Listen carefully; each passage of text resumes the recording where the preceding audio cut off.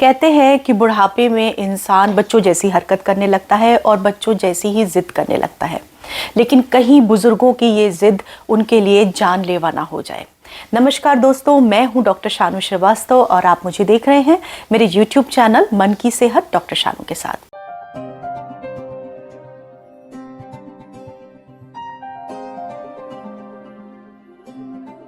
आज हम बात करेंगे बुजुर्गों की जिद की। काफ़ी बार मैंने देखा है या मेरे हॉस्पिटल में या क्लिनिक में ऐसे लोग आते हैं, बुजुर्ग लोग, जो कि एक जिद पकड़ के बैठ जाते हैं और वो जिद इतनी ज़्यादा करने लगते हैं कि उसके लिए वो खाना पीना छोड़ देंगे, अपनी हेल्थ का ध्यान रखना भी छोड़ देंगे। और अगर आप कारण सुनेंगे तो आप हैरान रह जाएंगे कि मेरे मनपसंद खाना मेरे घर में नहीं बनता, मेरी चॉइस का नहीं बनता, मेरे परिवार वाले मुझे ध्यान नहीं देते, मेरे बच्चों के पास मेरे लिए समय नहीं है कि वो मुझसे बैठ बात कर सकें, या उन्होंने मेरे घर का वो सामान जो बहुत सालों से पुराना था कहीं बेच दिया, मेरी इज्जत नहीं है, मेरा ख्याल नहीं किया जा रहा है। तो इसमें से ज़्यादातर चीज़ें वो सेल्फ क्रिएट करते हैं, या अगर चीज़ें हैं तो उसको बढ़ाते हैं और उसको बढ़ा के सोचने लगते हैं, जो उनके दिमाग पे इतनी हावी हो जाती हैं कि जिसकी वजह से उनका डेली रूटीन जो होना चाहिए वो पूरा प्रभावित हो जाता है।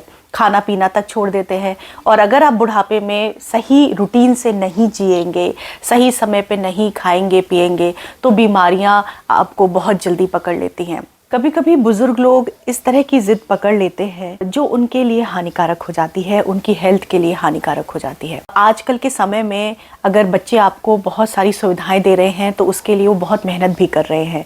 काफ़ी दूर उनका ऑफिस भी होता है, उसमें उनको आना जाना, उसके बाद उनके पास शायद इतना टाइम ना हो कि वो आपके साथ रोज़ बैठ सके।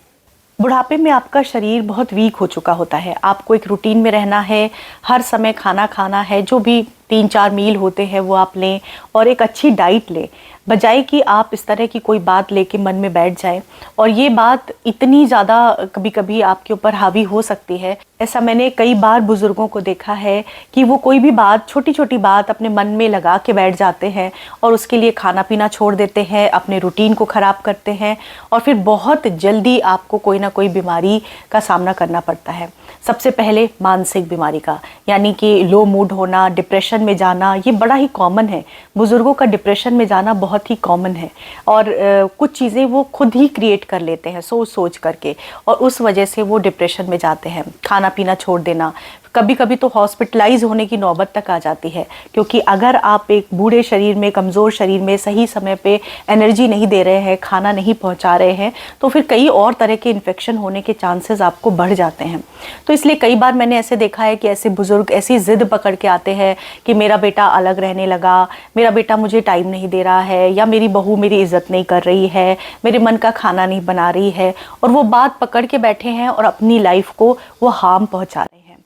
आपको सबसे पहले अपने रूटीन पे रहना है, क्योंकि आपका शरीर बूढ़ा हो चुका है, उसको सही टाइम पे खाना, एक्सरसाइज, वॉक, इसकी ज़्यादा ज़रूरत है, जिससे कि आप स्वस्थ रहें। आप स्वस्थ रहेंगे तो आपके बच्चे भी खुश रहेंगे, और वो जो मेहनत कर रहे हैं उसका आपको गर्व होना चाहिए कि वो इतनी सारी चीज़ें कर रहे हैं। आपके संस्कार थे तभी वो सब चीज़ें कर पा रहे हैं। उनका साथ दीजिए। उनको खुद अपने लिए समय नहीं मिल रहा है, अपने परिवार के लिए समय नहीं मिल रहा है इस भागती दौड़ती दुनिया में, तो शायद अगर वो आपको हफ्ते में 1 दिन या 2 दिन या 5 मिनट का भी समय दे रहे हैं तो भी आपको, मुझे लगता है, खुश रहना चाहिए और अपनी लाइफ पे फोकस रखिए।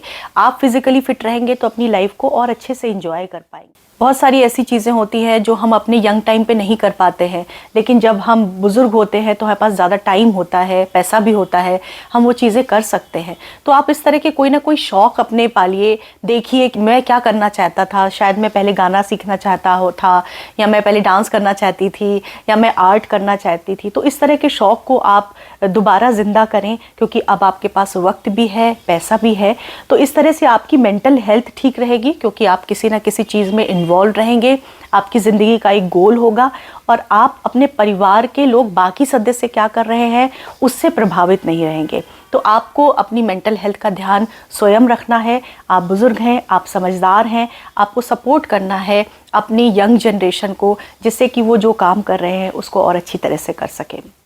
मेरे इस एपिसोड से संबंधित अगर आपके कोई सवाल हैं, आप कुछ कहना चाहते हैं, तो वो आप कमेंट बॉक्स में जाके कर सकते हैं। और हाँ, बेल आइकन को ज़रूर प्रेस करें जिससे कि आप आने वाले सभी एपिसोड्स को सीधे देख सकें।